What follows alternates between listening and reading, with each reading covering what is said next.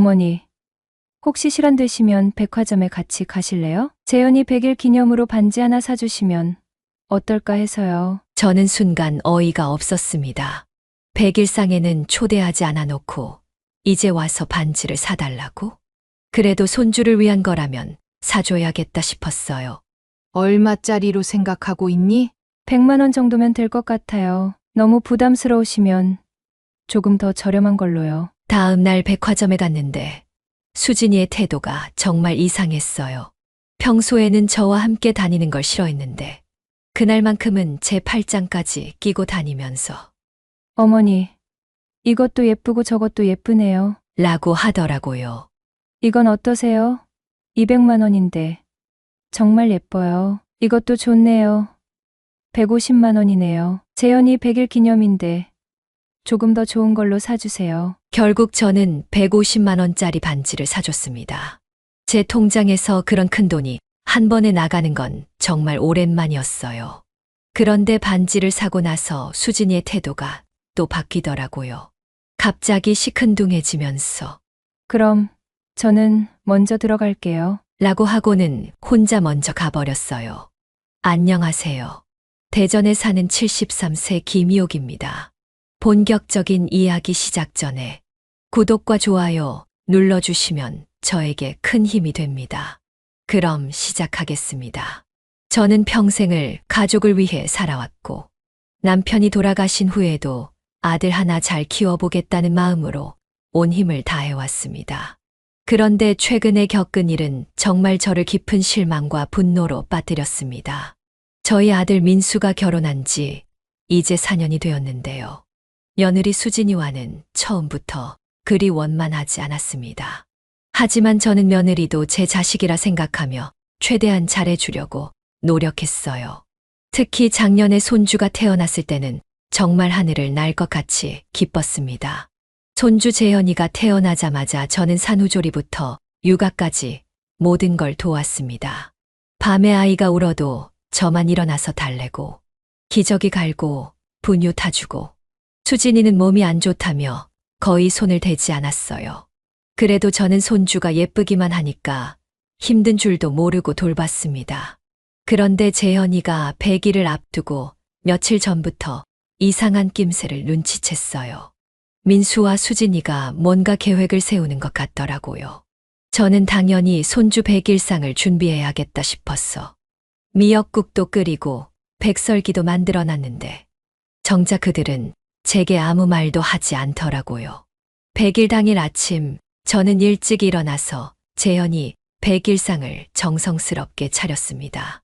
정말 예쁘게 차려놓고 재현이를 안고 사진도 찍고 혼자서나마 100일을 축하해줬어요. 그런데 민수와 수진이는 아침 일찍 재현이를 데리고 어디론가 나가더라고요. 어디 가니? 하고 물어봤더니 수진이가 대충 잠깐 나갔다 올게요. 라고만 답하더라고요. 그래서 저는 집에서 혼자 기다렸습니다. 손주 100일인데 가족끼리 함께 축하해야 하는 게 맞지 않나 싶어서요. 그런데 시간이 지나도 소식이 없더라고요. 저녁 때까지 기다려도 연락이 없어서 민수에게 전화를 걸어봤어요. 재현이 100일인데 언제 들어와? 상도 차려놨는데. 했더니 민수가 뜸을 들이다가 아, 어머니, 저희가 오늘 친구들이랑 간단히 모임을 가졌어요. 집에 늦게 들어갈 것 같아요. 라고 하더라고요. 그 순간 제 가슴이 철렁 내려앉았습니다. 손주 100일을 저 빼고 다른 사람들과 축하했다는 거였어요. 제가 그동안 밤낮 없이 돌봐온 손주인데 정작 100일상에는 초대받지도 못했다니 정말 서러웠습니다. 밤늦게 들어온 민수에게 왜 나한테는 얘기 안 했어? 재현이 할머니인데 100일상에 왜 안 불렀어? 라고 물어봤더니 민수는 어머니, 그냥 친구들끼리 간단히 모인 거예요. 별거 아니에요. 라고 대답하더라고요. 수진이는 아예 저를 쳐다보지도 않고 방으로 들어가 버렸어요. 그날 밤 저는 잠을 한숨도 못 잤습니다. 제가 뭘 잘못했나 계속 생각해 봤지만 도저히 이해할 수가 없었어요. 손주를 그렇게 사랑하고 돌봐줬는데 100일이라는 중요한 날에 저를 배제한다는 게 정말 마음이 아팠습니다. 다음 날 아침 저는 마음을 추스르고 평소처럼 재현이를 돌봐줬습니다. 아무리 서운해도 손주에게 죄는 없으니까요. 그런데 며칠 후 수진이가 저에게 이야기하더라고요. 어머니, 혹시 시간 되시면 백화점에 같이 가실래요? 갑자기 웬 백화점이냐고 물어보니까 재현이 100일 기념으로 반지 하나 사주시면 어떨까 해서요. 라고 하더라고요. 저는 순간 어이가 없었습니다. 백일상에는 초대하지 않아 놓고 이제 와서 반지를 사달라고? 그래도 손주를 위한 거라면 사줘야겠다 싶었어. 얼마짜리로 생각하고 있니? 라고 물어봤어요. 수진이가 100만 원 정도면 될 것 같아요. 너무 부담스러우시면 조금 더 저렴한 걸로. 라고 말을 흐리더라고요. 100만 원이라니 제 한 달 용돈보다 많은 돈이었지만 손주를 위한 거라면 어쩔 수 없다고 생각했어요. 그래, 알겠다. 언제 갈까? 라고 답했더니 수진이가 갑자기 밝은 목소리로 감사해요. 어머니, 내일 오후에 시간 되시죠? 라고 하더라고요. 그 순간 뭔가 이상하다는 생각이 들었어요. 평소에 저한테 그렇게 정중하게 대하지 않았거든요. 다음 날 백화점에 갔는데 수진이의 태도가 정말 이상했어요. 평소에는 저와 함께 다니는 걸 싫어했는데 그날만큼은 제 팔짱까지 끼고 다니면서 어머니, 이것도 예쁘고 저것도 예쁘네요. 라고 하더라고요. 반지 코너에 가서 여러 가지를 보는데 수진이가 자꾸 비싼 것만 고르려고 하더라고요. 이건 어떠세요? 200만 원인데 정말 예뻐요. 이것도 좋네요. 150만 원이네요. 이런 식으로요. 저는 처음에 약속한 100만 원 선에서 하나를 골라서 이거면 충분하지 않겠니? 라고 했는데 수진이가 살짝 실망한 표정을 지으면서 그래도 재현이 100일 기념인데 조금 더 쓰세요. 라고 하더라고요. 결국 저는 150만 원짜리 반지를 사줬습니다. 제 통장에서 그런 큰 돈이 한 번에 나가는 건 정말 오랜만이었어요. 그런데 반지를 사고 나서 수진이의 태도가 또 바뀌더라고요. 갑자기 시큰둥해지면서 그럼 저는 먼저 들어갈게요. 라고 하고는 혼자 먼저 가버렸어요. 집에 돌아와서 생각해보니까 정말 기분이 나빴습니다. 백일상에는 불러주지 않아 놓고 돈만 내라고 하다니 이게 며느리가 시어머니한테 할 짓인가 싶었어요. 그날 저녁 저는 우연히 수진이의 인스타그램을 보게 되었습니다. 평소에는 SNS를 잘 안 보는데 손주 사진이 올라왔을까 봐서 들어가 봤거든요. 그런데 거기서 정말 충격적인 걸 봤어요. 재현이 백일상 사진이 여러 장 올라와 있더라고요. 정말 예쁘게 차린 상차림에 재현이가 한복을 입고 찍은 사진들. 그런데 사진을 자세히 보니까 저희 집이 아니라 어딘가 식당에서 찍은 사진이었어요. 사진 속에는 민수와 수진이, 재현이는 물론이고 수진이의 부모님, 친구들까지 다 모여 있었습니다. 정말 성대하게 백일상을 차린 거더라고요. 그런데 그 많은 사람들 중에 저는 없었어요. 재현이의 친할머니인 저만 빠져 있었던 거예요. 댓글들을 보니까 우와 정말 예쁘게 차렸네요. 재현이 정말 복 받았어요. 가족들이 다 모여서 보기 좋아요. 이런 말들이 가득했어요. 그 순간 저는 정말 가슴이 무너지는 것 같았습니다. 저는 그동안 재현이를 나타시피 키웠는데 정작 백일상에는 초대받지도 못했다니. 그러면서 반지는 사달라고 하고 정말 제가 뭔가 싶었어요. 그날 밤 저는 민수에게 물어봤습니다. 민수야, 너희가 재현이 백일상을 따로 차렸구나. 왜 나한테는 말 안 했어? 민수는 당황하면서 어머니, 그냥 수진이가 자기 친구들이랑 조용히 하고 싶다고 해서. 라고 변명하더라고요. 그럼 나는 가족이 아니냐? 재현이 할머니인데 왜 빼놓았어? 제가 목소리를 높이니까 수진이가 방에서 나와서 어머니, 너무 서운해하지 마세요. 그냥 젊은 사람들끼리 편하게 하려고 그랬어요. 라고 하더라고요. 젊은 사람들끼리. 그럼 저는 늙어서 끼면 안 되는 거였나요? 정말 기가 막혔습니다. 제가 재현이를 얼마나 사랑하고 돌봐줬는데 이런 대접을 받아야 하다니. 그 일이 있고 나서 며칠 동안 저는 정말 우울했습니다. 재현이를 볼 때마다 미안하고 슬펐어요. 이 아이의 할머니인데 100일상에도 못 갔다니. 주변 아는 분들한테도 어떻게 말해야 할지 모르겠더라고요. 그런데 더 충격적인 일이 기다리고 있었습니다. 며칠 후 민수가 저한테 진지한 표정으로 말을 꺼내더라고요. 어머니, 저희가 요양원 좀 알아봤는데요. 한번 구경이라도 가보시지 않을래요? 갑자기 웬 요양원 얘기냐고 물어보니까 어머니 혼자 계시는 게 걱정되기도 하고 요즘 건강도 좀 안 좋으시잖아요. 라고 하더라고요. 제가 언제 건강이 안 좋다고 했나 싶었어. 나 멀쩡한데 왜 갑자기 요양원 얘기를 해? 라고 물어봤더니 수진이가 끼어들었어. 어머니, 요즘 혼자 계시면서 많이 외로워하시잖아요. 전문적으로 돌봐주는 곳에서 지내시면 더 좋을 것 같아서요. 라고 하더라고요. 저는 정말 어이가 없었습니다. 외롭긴 누가 외롭게 만들었는데요. 손주 100일상에서 저를 빼놓고 나서 이제는 요양원에 보내려고 하다니. 난 집에서 잘 지내고 있는데 왜 요양원에 가야 해? 재현이도 봐야 하고. 제가 이렇게 말하니까 민수가 어머니, 재현이는 저희가 알아서 키울게요. 어머니는 편히 쉬세요. 라고 하더라고요. 그 순간 뭔가 이상하다는 생각이 들었어요. 갑자기 왜 이러는 걸까? 저를 요양원에 보내려는 진짜 이유가 따로 있는 건 아닐까?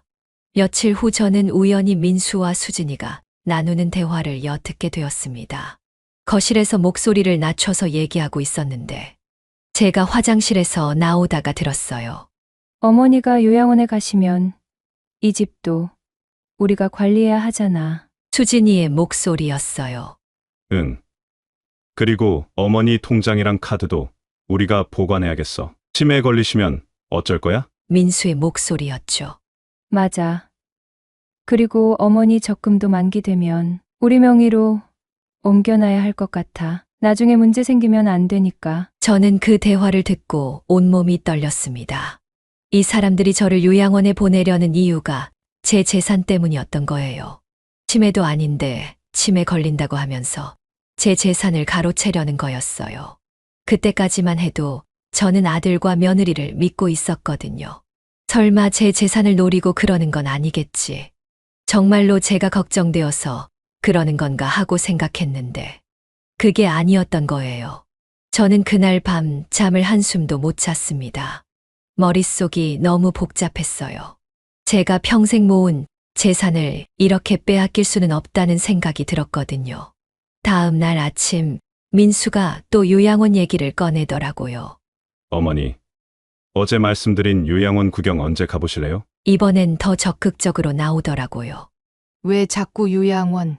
요양원 그래? 난 집에서 잘 지내고 있다고. 제가 짜증을 내니까 수진이가 어머니, 저희가 어머니 걱정해서 그러는 거예요. 혼자 계시면 위험하잖아요. 라고 하더라고요. 그런데 수진이의 눈빛이 예전과 달랐어요. 뭔가 계산적이고 차가운 느낌이 들었거든요. 아, 이 사람이 진짜로 제 재산을 노리고 있구나 하는 확신이 들었어요. 저는 그때부터 조심스럽게 행동하기 시작했습니다. 우선 제 통장과 카드, 중요한 서류들을 안전한 곳에 숨겨놨어요.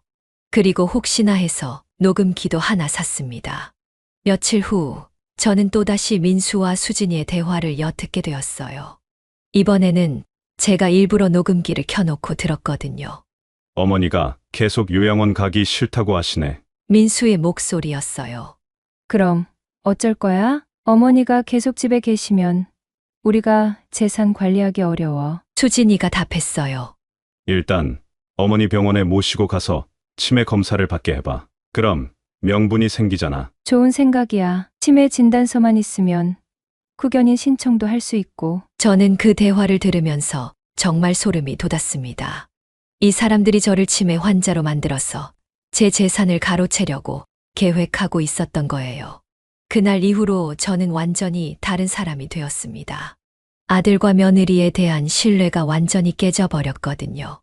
제가 평생을 가족을 위해 살아왔는데 이런 배신을 당하다니 정말 세상이 무너지는 기분이었어요.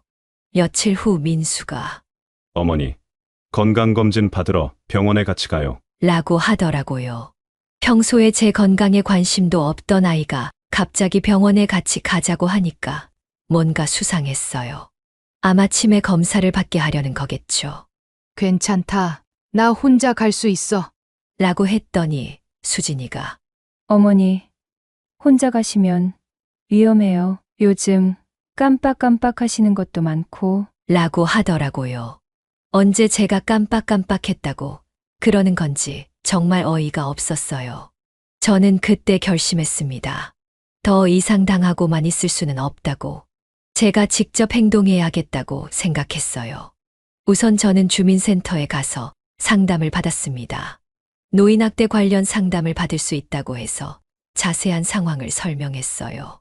상담사 선생님이 정서적 학대와 경제적 착취에 해당할 수 있다고 하시더라고요.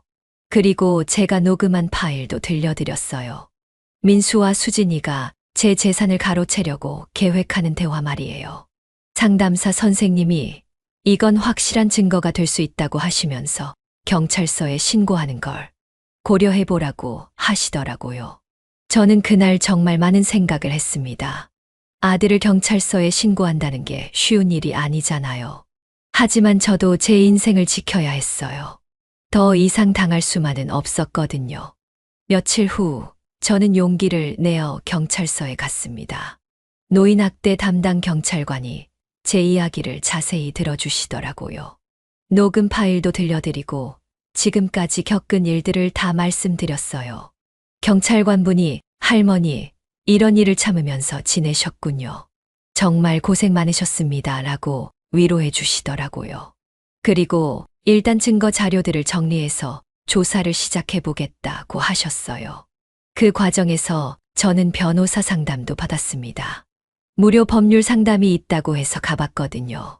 변호사님이 재산 관리에 대한 권한을 다른 사람에게 넘기지 마세요.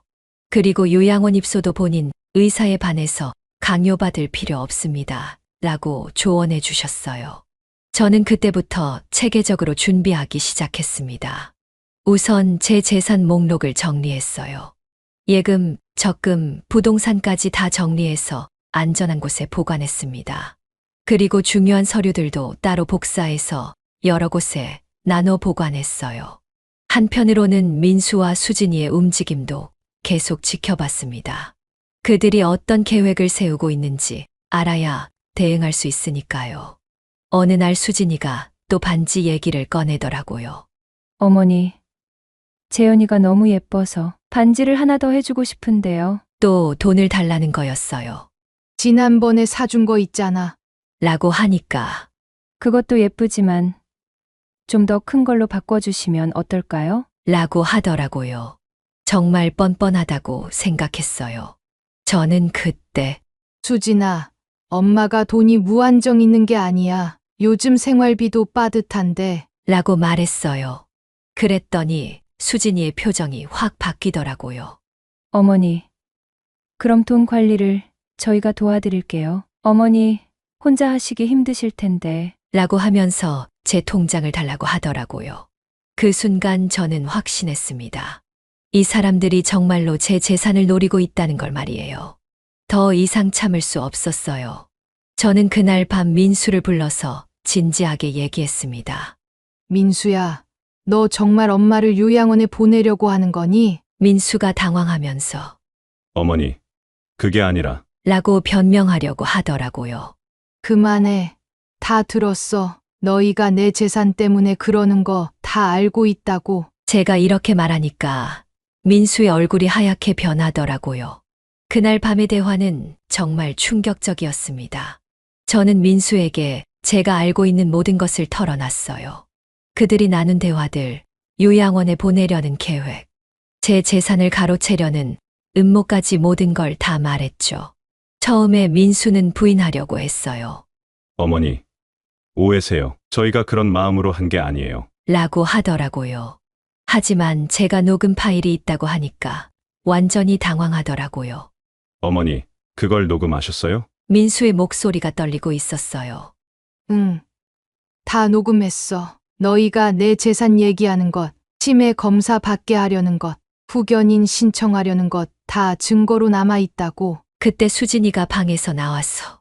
어머니, 저희가 어머니를 위해서 한 생각이었는데, 라고 변명하려고 하더라고요. 나를 위해서 내 재산을 가져가려고 하는 게 나를 위한 거야? 저는 정말 화가 났어요. 이 사람들이 아직도 저를 바보로 보고 있다는 게 너무 기가 막혔거든요. 수진이가 얼굴이 빨개지면서 그게 아니라 어머니가 혼자 관리하시기 힘드실까봐. 라고 또 변명하려고 하더라고요. 그럼 왜 손주 백일상에는 안 불렀어? 돈 낼 때만 생각나는 거야? 제가 이렇게 묻자 둘 다 말문이 막히더라고요. 민수가 한참 뒤에 어머니, 정말 죄송해요. 저희가 잘못 생각했어요. 라고 사과하더라고요. 하지만 저는 이미 마음을 정했어요.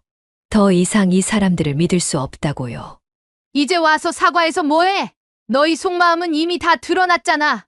저는 그들에게 마지막 경고를 했어요. 앞으로 내 재산 얘기는 꺼내지도 마. 그리고 유양원 얘기도 다시는 하지 마. 그날 이후로 집안 분위기가 완전히 바뀌었어요. 민수와 수진이는 저를 피하기 시작했고, 저도 그들과 대화를 최소한으로 줄였어요. 재현이만 예뻐서 계속 돌봐줬지만 아들 부부와는 거의 남남처럼 지내게 되었죠. 며칠 후 수진이가 또 반지 얘기를 꺼내더라고요. 정말 뻔뻔한 거 아닌가요? 그 상황에서도 또 돈을 달라고 하다니. 어머니, 그래도 재현이를 위해서 반지 하나만 더. 수진이가 조심스럽게 말을 꺼내더라고요. 저는 그때 정말 화가 머리끝까지 났어요. 반지. 또 반지? 제 목소리가 점점 커졌어요. 손주 백일상에서 나를 빼놓고 내 재산만 노리는 너희가 무슨 자격으로 또 돈을 달라고 해? 수진이가 당황하면서 어머니, 그게 아니라 라고 변명하려고 했지만 저는 이미 결심을 내린 상태였어요. 그때부터 저는 본격적인 복수를 계획하기 시작했습니다. 그들이 저에게 한 일들에 대한 정당한 대가를 치르게 하고 싶었어요. 우선 저는 경찰서에 정식으로 신고를 했습니다. 노인학대와 재산 갈취 시도 혐의로요. 제가 녹음한 증거들과 함께 상세한 진술서도 제출했어요. 경찰관들이 와서 민수와 수진이를 조사했을 때 그들의 표정을 보는 건 정말 통쾌했어요. 그동안 저를 우습게 봤던 그들이 경찰 앞에서 떨고 있는 모습을 보니까 속이 시원했거든요. 하지만 이것만으로는 부족했어요. 저는 더 확실한 복수를 원했거든요. 그래서 제가 평생 모은 재산의 처분 방법을 바꾸기로 했습니다. 경찰 조사가 시작되고 나서 며칠 뒤 저는 변호사 사무실을 찾아갔습니다. 유언장을 새로 작성하기 위해서였어요. 원래는 모든 재산을 민수에게 물려주려고 했었는데 이제는 생각이 완전히 바뀌었거든요. 변호사님이 어떻게 재산을 분배하고 싶으신가요? 라고 물어보시더라고요. 저는 한참 생각한 뒤에 답했어요.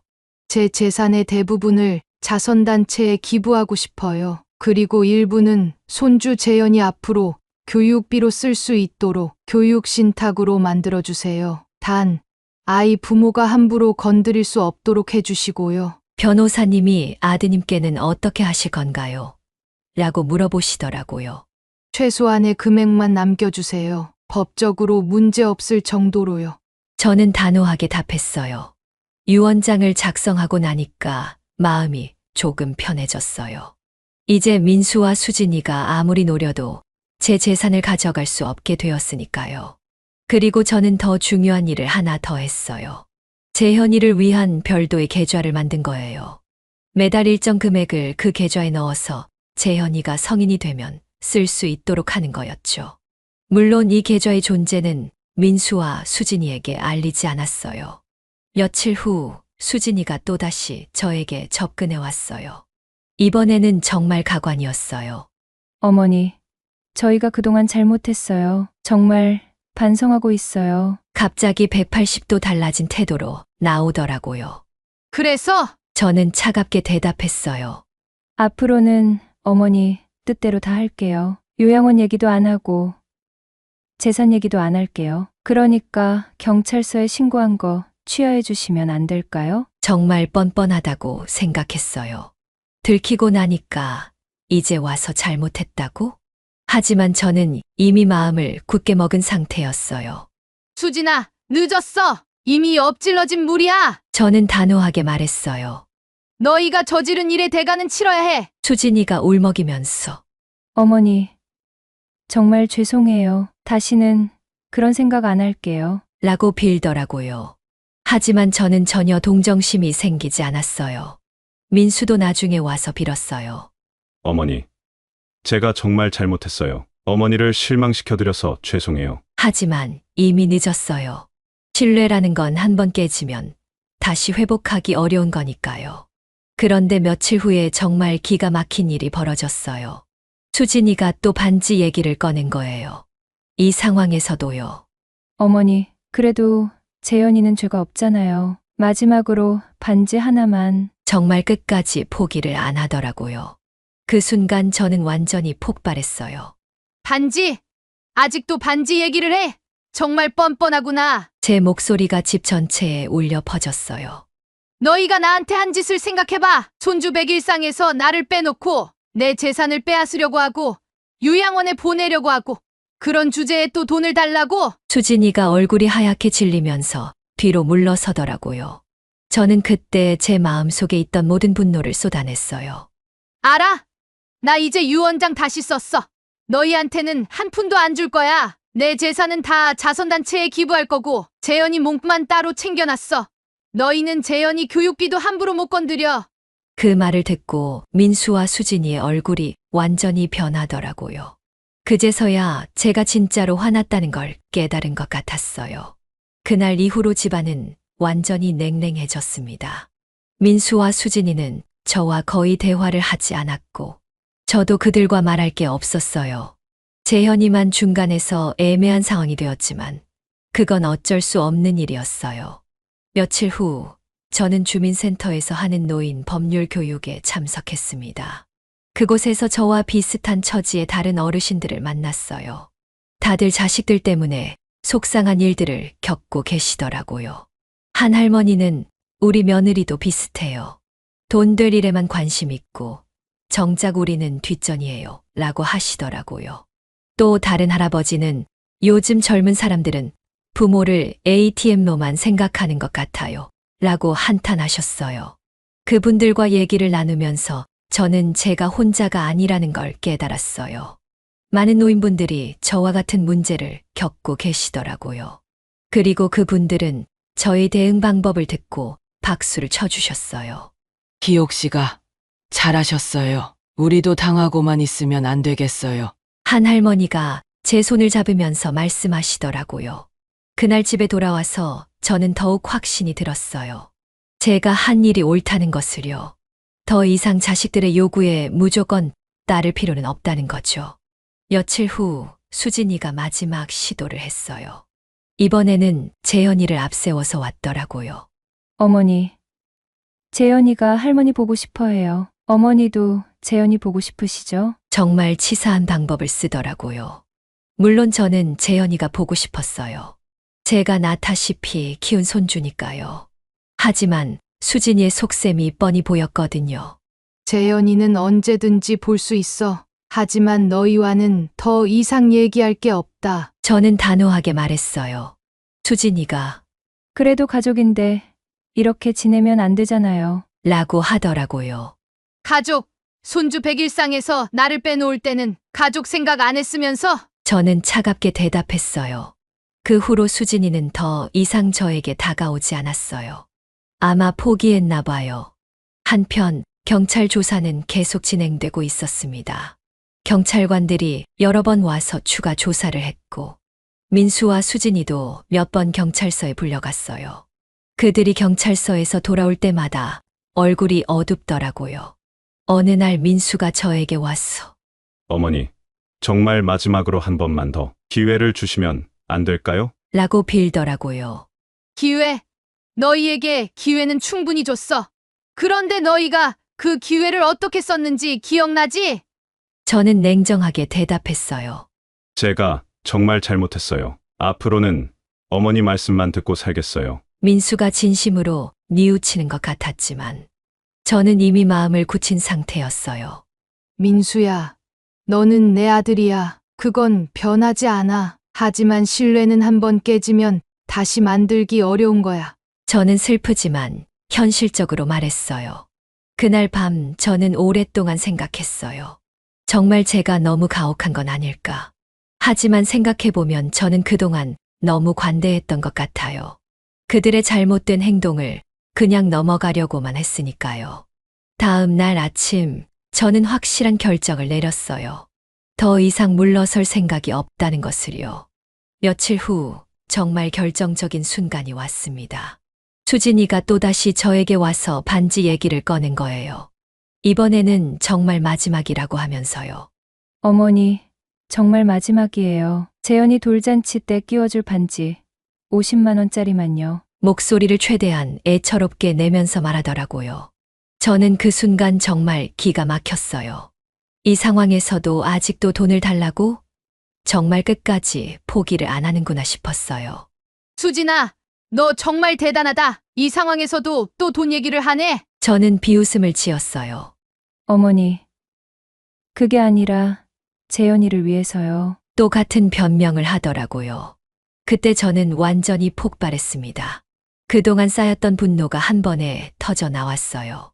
재현이를 위해서 웃기지도 않는 소리 하지 마. 너희가 재현이를 정말 사랑한다면 할머니인 나를 이렇게 대했겠어? 제 목소리가 온 집에 울려 퍼졌어요.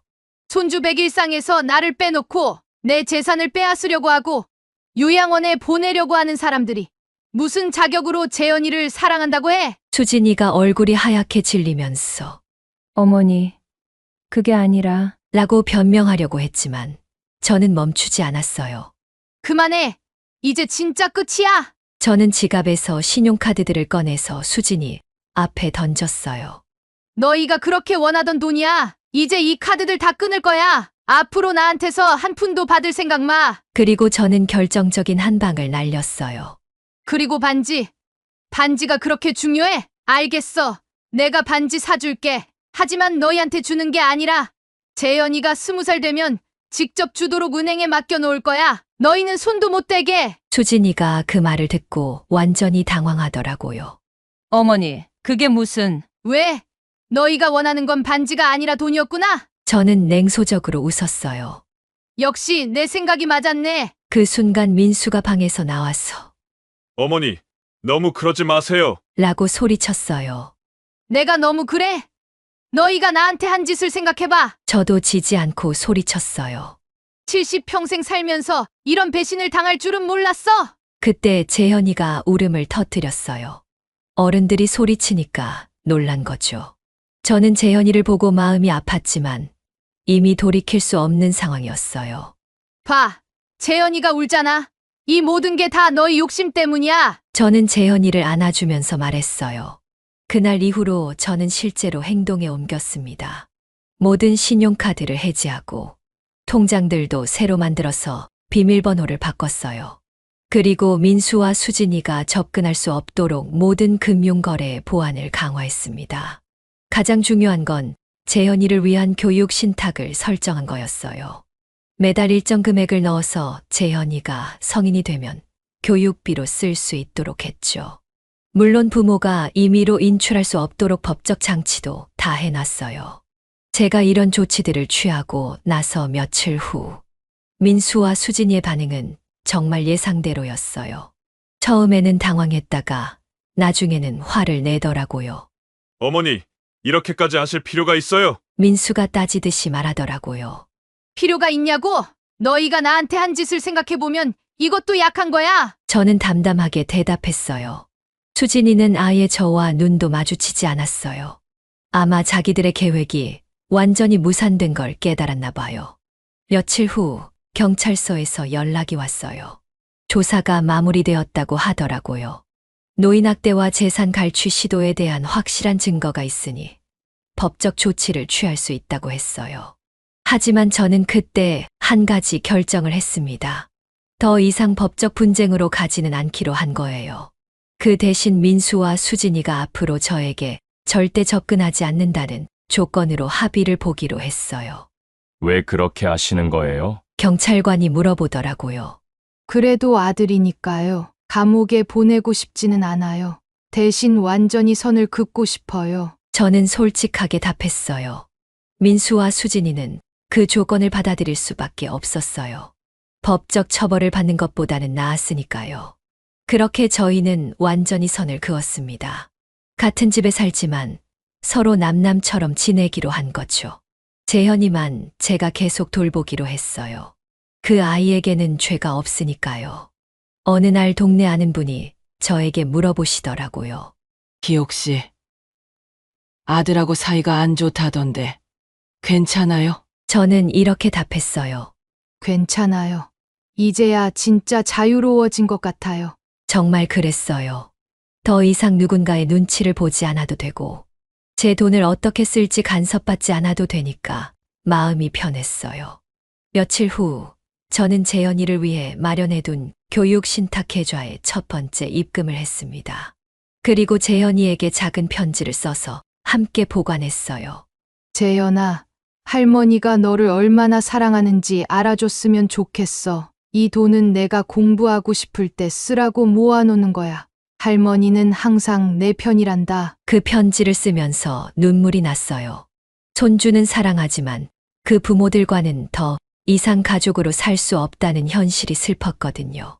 하지만 저는 제 선택을 후회하지 않았어요. 70평생 다른 사람을 위해서만 살았는데, 이제라도 제 자신을 위해 사는 게 맞다고 생각했거든요. 한 달 정도 지난 후 수진이가 조심스럽게 저에게 다가왔어요. 이번에는 반지 얘기가 아니라 다른 얘기였어요. 어머니, 저희가 이사를 가려고 하는데요. 정말 의외의 말이었어요. 이사? 저는 놀랐어요. 네. 여기서는 어머니랑 계속 불편하실 것 같아서. 수진이가 조심스럽게 말하더라고요. 저는 잠시 생각했어요. 그들이 이사를 간다면 재현이를 볼 수 없게 되는 건데. 하지만 어쩔 수 없는 일이었어요. 재현이는? 제가 물어봤어요. 재현이는 가끔 어머니가 보고 싶으시면 데려다 드릴게요. 수진이가 답했어요. 그게 최선의 방법인 것 같았어요. 서로 거리를 두고 지내는 게 모두에게 좋을 것 같았거든요. 민수와 수진이가 이사를 간 지 한 달이 지났습니다. 집은 갑자기 조용해졌지만 저는 오히려 마음이 편했어요. 더 이상 눈치 보지 않아도 되고 제가 하고 싶은 대로 살 수 있게 되었거든요. 재현이는 일주일에 한 번씩 와서 저와 하루를 보냅니다. 그럴 때만큼은 정말 행복해요. 손주와 단둘이 시간을 보내는 게 이렇게 좋은 줄 몰랐거든요. 예전에는 항상 민수와 수진이 눈치가 보였는데 이제는 재현이와 마음껏 놀 수 있어요. 며칠 후 저는 동네 복지관에서 하는 노인대학에 등록했습니다. 새로운 친구들도 사귀고 새로운 취미도 배우고 싶었거든요. 70대의 새로운 시작이라니 생각해보니 늦은 나이는 아닌 것 같았어요. 노인대학에서 만난 분들은 모두 비슷한 나이대의 어르신들이었는데 다들 저와 비슷한 경험을 하신 분들이 많더라고요. 자식들 때문에 속상한 일을 겪으신 분들이 대부분이었어요. 한 할머니는 우리가 너무 자식들에게 잘해줘서 그런 것 같아요. 이제라도 우리 자신을 위해 살아야 해요. 라고 하시더라고요. 정말 공감이 되는 말씀이었어요. 저는 그분들과 함께 서예도 배우고 요가도 하고 여행도 다니기 시작했습니다. 평생 다른 사람 뒷바라지만 하다가 처음으로 제 자신을 위한 시간을 갖게 된 거예요. 어느 날 저는 우연히 수진이의 인스타그램을 또 보게 되었습니다. 호기심이 생겨서 들어가 봤는데 재현이 근황 사진들이 올라와 있더라고요. 아이가 많이 컸더라고요. 그런데 댓글 중에 이런 게 있었어요. 반지 정말 예쁘네요. 어디서 산 거예요? 사진을 자세히 보니 재현이가 반지를 끼고 있더라고요. 그런데 그게 제가 사준 반지가 아니었어요. 아, 결국 자기들이 다른 반지를 샀구나 싶었어요. 저한테서 돈을 못 받으니까 자기들이 산 거죠. 그걸 보니까 웃음이 나왔어요. 그럼 애초에 저한테 사달라고 하지 말았으면 될걸. 몇 주 후 민수가 저에게 전화를 걸어왔어요. 정말 오랜만이었어요. 어머니, 안녕하세요. 어색한 목소리였어요. 응. 무슨 일이야? 저는 담담하게 물어봤어요. 어머니, 건강은 어떠세요? 혹시 아픈 곳은 없으시고요? 건강해. 요즘 운동도 하고 친구들도 사귀고 잘 지내고 있어. 민수가 한참 뜸을 들이더니 어머니, 저희가 정말 잘못했어요. 다시 용서해 주실 수 없을까요? 라고 하더라고요. 저는 잠시 생각했어요. 마음속으로는 이미 용서했어요. 미워하고 있으면 제가 더 힘들거든요. 하지만 다시 예전처럼 돌아갈 수는 없었어요. 민수야, 나는 너희를 미워하지 않아. 하지만 다시 예전처럼 지낼 수는 없어. 서로 선을 지키면서 지내는 게 좋을 것 같아. 그래도 가족인데. 가족이니까 서로 상처 주지 말고 거리를 두고 지내자. 그게 모두에게 좋은 거야. 민수가 더 이상 할 말이 없었나 봐요. 알겠습니다. 그럼 재현이는 계속 보내드릴게요. 라고 하고 전화를 끊었어요. 그 후로도 재현이는 꾸준히 저를 찾아왔습니다. 아이가 점점 크면서 말도 늘고 할머니를 더 잘 따르게 되었어요. 저는 재현이와 함께하는 시간이 정말 소중했어요. 어느 날 재현이가 할머니, 나중에 크면 할머니랑 같이 살래. 라고 하더라고요. 그 말을 듣고 정말 가슴이 뭉클했어요. 재현아, 할머니도 그럼 좋겠어. 하지만 재현이는 엄마 아빠와 살아야 해. 저는 아이에게 현실적으로 말해줬어요. 그럼 할머니 집 근처로 이사 올게. 재현이가 해맑게 웃으면서 말하더라고요. 저는 그런 재현이를 보면서 정말 행복했어요. 아이만큼은 순수하게 저를 사랑해주고 있다는 걸 느꼈거든요. 6개월이 지난 어느 날, 저는 정말 뜻밖의 소식을 들었습니다. 수진이가 임신했다는 거예요. 재현이에게 동생이 생기는 거였죠. 처음 소식을 들었을 때는 복잡한 감정이 들었어요. 기쁘기도 하고 한편으로는 또 복잡한 상황이 생길까봐 걱정도 되고. 하지만 저는 결심했어요. 이번에는 절대 예전처럼 모든 걸 다 해주지 않겠다고. 손주는 사랑하지만 그 부모들과는 선을 확실히 지키겠다고 말이에요. 지금 저는 정말 만족스러운 삶을 살고 있습니다. 노인대학에서 만난 친구들과 여행도 다니고, 새로운 취미도 배우고, 무엇보다 제 자신을 위한 시간을 갖고 있어요. 가끔 민수와 수진이가 예전처럼 저에게 의존하려고 할 때가 있지만, 저는 단호하게 선을 긋습니다. 그들도 이제는 제가 예전에 그 순한 시어머니가 아니라는 걸 알고 있어요. 재현이는 여전히 제 삶의 큰 기쁨입니다. 아이와 함께하는 시간만큼은 정말 행복해요. 그리고 아이를 위해 마련해둔 교육 신탁도 꾸준히 채워가고 있어요. 재현이가 커서 공부하고 싶을 때 마음껏 쓸 수 있도록 말이에요. 여러분, 제 이야기를 들어보시니 어떠신가요? 저는 이제 후회하지 않습니다. 70평생을 다른 사람을 위해 살았으니 이제라도 제 자신을 위해 사는 게 맞다고 생각해요. 나이가 들었다고 해서 무조건 참고 살 필요는 없어요. 우리에게도 존중받을 권리가 있고 행복하게 살 권리가 있거든요. 때로는 단호하게 선을 그어야 할 때도 있어요. 물론 가족은 소중합니다. 하지만 가족이라는 이름으로 서로를 이용하고 상처 주는 건 진짜 가족이 아니에요. 진정한 가족이라면 서로를 존중하고 배려해야 하는 거죠. 지금 이 영상을 보시는 분들 중에서도 저와 비슷한 상황에 계신 분들이 있을 거예요.